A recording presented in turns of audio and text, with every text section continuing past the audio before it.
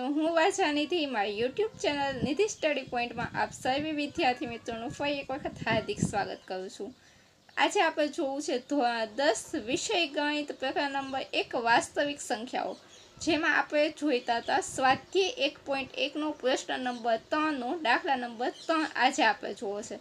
આગળના બે દાખલા આપણે અગાઉના લેક્ચરમાં જોઈ ગયેલા છે, જે તમે જોઈ લીધા હશે, અને જો તમે તે વિડીયો ન જોયેલા હોય તો આગળ જઈ અને તમે પ્લેલિસ્ટમાં છે અને તે વિડીયો જોઈ શકો છો। આજે આપણે પ્રશ્ન નંબર 3નો દાખલા નંબર 3 જોવો છે। શું છે? આપણી પાસે રકમ છે 8, 9 અને 25નો ગુસાઅ અને લસાઅ શોધો।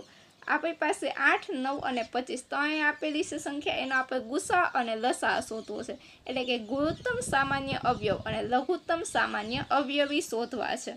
તો જોઈએ, સૌથી પહેલાં આપણે શું કરશું તો કે આપણને ખબર છે એઝ વેલ એઝ આપણે શું કરશું, બધાના અવયવ વૃક્ષ બનાવશું। તો સૌથી પહેલાં આપણે 8નું અવયવ વૃક્ષ બનાવીએ। 8 છે એ કેવી છે? બેકી સંખ્યા છે, આપણને ખબર છે, અને બેકી સંખ્યા હોય એને આપણે 2 વડે ભાગી શકીએ। તો 8નું આપણે અવયવ વૃક્ષ બનાવીએ એટલે શું આવશે તો કે 8 એટલે 2 ગુણ્યા 4 અને 4 એટલે 2 ગુણ્યા 2, એટલે 8નું આપણે અવયવ વૃક્ષ બનાવીએ તો કેવી રીતે બનશે તો કે 8 છે એને આપણે ભાગ્યા 2 વડે એટલે 4 આવશે, 4 ને પાછા તમે 2 વડે ભાગશો એટલે 2 અને 2 આવશે। તો આપણી પાસે અવયવ વૃક્ષ બની ગયું છે 8નું। ત્યારબાદ શું કરશું, આ અવયવ વૃક્ષને આપણે અવિભાજ્ય સંખ્યાના ગુણાકાર સ્વરૂપે દર્શાવશું। તો અવિભાજ્ય સંખ્યાના ગુણાકાર સ્વરૂપે દર્શાવીએ એટલે 8 એટલે શું થાય તો કે 2 ગુણ્યા 2 ગુણ્યા 2, 2નો 3 વખત ગુણાકાર, અને જ્યારે કોઈ પણ સંખ્યાનો 3 વખત ગુણાકાર તેને આપણે શું લખી શકીએ તો કે તે સંખ્યાને આપણે લખી શકીએ તેની ઘાત સ્વરૂપે 2નો ઘન। તો આપણે લખશું 2 ગુણ્યા 2 ગુણ્યા 2 એટલે કે શું તો કે 2નો ઘન થશે। તેવી રીતે આપણે જોઈએ તો કે આપણી પાસે બીજી સંખ્યા છે 9, તો આપણે 9નું અવયવ વૃક્ષ પાડીએ। 9 છે એ કેવી સંખ્યા છે તો કે 9 છે એ એકી સંખ્યા છે, અને 9 છે એ આપણને ખબર છે કે 3ના ઘડિયામાં આવતી સંખ્યા છે। તો આપણે 9નું અવિભાજ્ય અવયવીકરણ કરશે। 9 છે એનું અવિભાજ્ય અવયવીકરણ કરશું એટલે શું થશે તો કે જો 9નું આપણે અવિભાજ્ય અવયવીકરણ કરીએ એટલે શું આવે તો કે 3 ગુણ્યા 3 આવશે। 9 એટલે શું તો કે 3 ગુણ્યા 3, અને 3 છે પોતે કેવી છે? અવિભાજ્ય સંખ્યા છે, એટલે એના હવે આગળ ભાગ પડશે નહીં। જ્યારે આપણી સંખ્યામાં અવિભાજ્ય સંખ્યા આવી જાય ત્યાં તેના આગળ આપણે ભાગ પાડી શકીએ નહીં।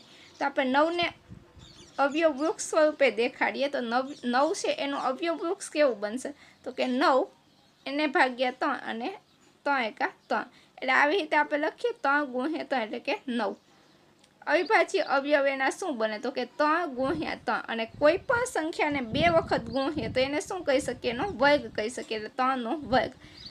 8 હતો એ શું હતો? 2નો ઘન હતો। 9 છે એ શું છે? 3નો વર્ગ છે, આપણને ખબર જ છે, જો કે આપણે ભણી પણ ગયા હોય।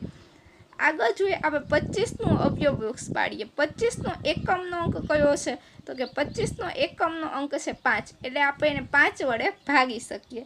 તો 25ને આપણે શું લખી શકીએ? 5 ગુણ્યા 5 એટલે 25, અવિભાજ્ય સંખ્યા 5 છે। તો અહીંયા 5 પણ કેવી આવી ગઈ? અવિભાજ્ય સંખ્યા આવી ગઈ। તો આપણે 5 છે એનું અવયવ વૃક્ષ બનાવીએ, 25નું આપણે અવયવ વૃક્ષ બનાવીએ એટલે શું લખાશે તો કે 5 ગુણ્યા 5 એટલે 25 લખાશે। તો અવિભાજ્ય અવયવ સ્વરૂપે લખીએ કે 5 ગુણ્યા 5 એટલે કે 5નો વર્ગ આપણે લખી શકીએ।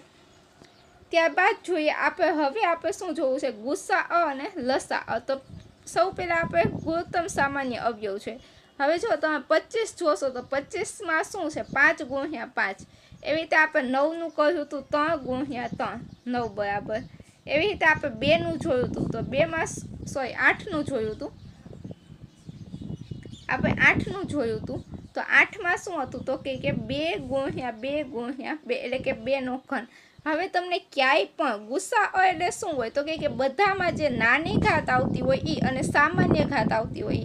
હવે તમને આ બધી સંખ્યા કાંઈ પણ સામાન્ય વસ્તુ દેખાય છે, બધાના અવયવ કેવા આવ્યા? અલગ અલગ। આમાં 2 આવે છે, આમાં 3 આવે છે, આમાં 5, એકેય વસ્તુ સામાન્ય એકેયમાં આવતી નથી। તો જ્યારે એવા અવયવ પડે કે જેમાં કોઈ પણ અવયવ સામાન્ય ન હોય તો આપણે શું કરશું? જ્યારે અવયવ સામાન્ય પડતા નથી ત્યાં આપણે શું કરશું તો કે ત્યારે આપણે એવું કરવાનું છે કે એનો ગુસા શું થાય? 1 થાય। મેં તમને પહેલાં પણ કીધેલું છે કે જ્યારે શું હોય તો કે કોઈ પણ અવયવ સામાન્ય હોય નહીં, ત્યારે હંમેશા તેનો ગુસા કેટલો બને? 1 બને। એ વાત આપણે થઈ ગઈ। તો આનો ગુસા કેવો બનશે? 1 બનશે। જો અહીંયા આપણે લખેલું છે ત્રણેય વૃક્ષોમાં નીચેની સંખ્યાઓમાં કંઈ પણ સામાન્ય નથી, તેથી એનો ગુસા કેટલો થશે? 1 થશે। એ તે લસા જોઈએ તો કે લસા કોને કહેવાય છે? તો કે ત્રણેય વૃક્ષોની તમામ મહત્તમ ઘાતવાળી સંખ્યાનો ગુણાકાર। હવે બધા મહત્તમ ઘાતવાળી સંખ્યાનો ગુણાકાર તો આપણને ખબર છે 2 નો 8 એટલે શું હતો? તો કે 2 નો ઘન એટલે લઈ લો આખો। પછી 9 છે એટલે શું? 3 નો વર્ગ, એ પણ લઈ લેશું। અને 25 એટલે 5 નો વર્ગ, બધું લઈ લીધું અને બધાનો આપણે શું કરવાનો? ગુણાકાર કરો। 8 × 9 = 72 અને 72 × 25, 8 × 9 = 72 અને 72 × 25 કરશો એટલે શું જવાબ આવશે? તો કે 1800 જવાબ આવશે। તો આપણે લસા અહીંયા કેટલો થશે? 1800 થશે। તો આપણી પાસે જે આપણને માગ્યું તો એ બંને આપણને જડી ગયું। ગુસા આપણો 1 થાય અને લસા આપણો કેટલો થશે? 18 થશે। ચલો આજનો દાખલો અહીં સુધી રાખીએ। ફરી મળીશું આવતા લેક્ચરમાં પ્રશ્ન નંબર 4 સાથે। ત્યાં સુધી મને રજા આપો। Thank you so much. આગળના જો તમે આ સિરીઝ આખી ન જોયું હોય તો ફરીથી આ સિરીઝ તમે આખી જોજો, તમને આ ચેપ્ટર ઇઝીલી સરળ રીતે સમજાઈ જશે। ફરી મળીશું આવતા લેક્ચરમાં। ત્યાં સુધી મને રજા આપો। જો તમે ચેનલ પર નવા હોય તો ચેનલને સબસ્ક્રાઈબ કરો, વિડીયોને લાઇક કરો અને તમારા અન્ય મિત્રો સુધી વિડીયોને શેર કરો। Thank you so much.